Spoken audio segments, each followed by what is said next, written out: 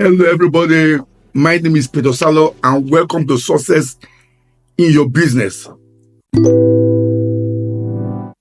Some times ago, I was watching a guy. It was a TikTok on one of those reels, and he said certain things that is true. That's truth. He said he came from a very poor home, and his father walked about 10 miles to schools. Then his grandfather, his great grandfather, did 10 miles on feet to school every time. Then his own father walked about 5 miles. Then his uncle, they were almost in the same level. Then himself now, he drives a Cadillac to walk and around.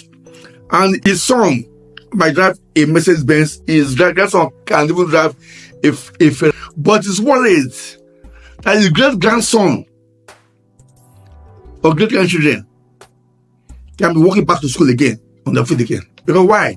Because these rich generations, they don't produce tough children.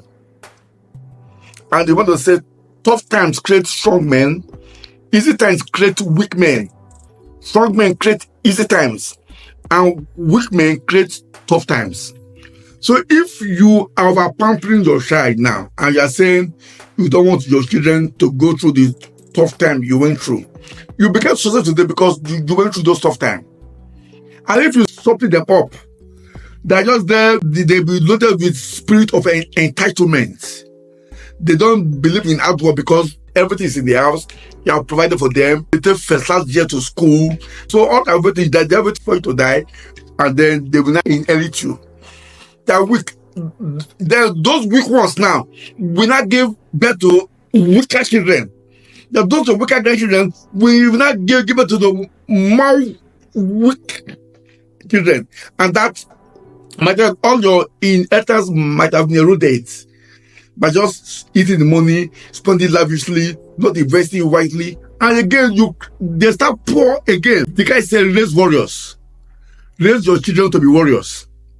If you want them to protect the family well, if you want them to go from generation to generation, your children must be warriors. Don't say, because you have enough, your children should just sit at home. I grew up from a very rough background in Warri. And it's in my books everywhere. And we were living in a mud house in Warri. We fetch water from the well. There's no electric light. But opposite me, I don't want to mention the name of the family now. They're very rich. They have everything. Even one of the rich men even pregnant my sister at that time. That was in the 60s. And when I go to these guys' house, I see them beating up their son because their son could not finish his meal. They will force him to take multiple tablets so that he must finish his meal. But when I come to this side, to my house, no food. So when I asked my dad that I went there, they were even beating up Peter. The guy, those days was my best friend, so we were namesakes. They beating him because he couldn't finish his meal. And they forced him to take a tablet called multivitamins. Why? Oh, you see, they are rich people. See, what do my rich people? He said, a lot of you. See, I said, for me, I will not want to be poor like you, where I cannot even give food to my children. So right from childhood, to my dad, first of all, I will not want to be poor like you. I love you, but I will not want to be poor like you, where I cannot provide food for my children. What happens? So some weeks ago, I received on my Facebook a message from that my guy that is broke, is in Warri, I should send some money. That please, anything is enough. And he's still living in that same his father's house of the 60s. So you can imagine how ugly that house will be now. He's still there. He's still there. All those rich men children, I don't want to mention their names. It's true, they are the poor ones now. Why we that were homeless, that have not have those days that were roaming the streets, hawking bread, doing those things are successful. We could feed our family, feed ourselves, and get ourselves good lives. Because we were brought up as warriors, where we have to fend for ourselves at an early age.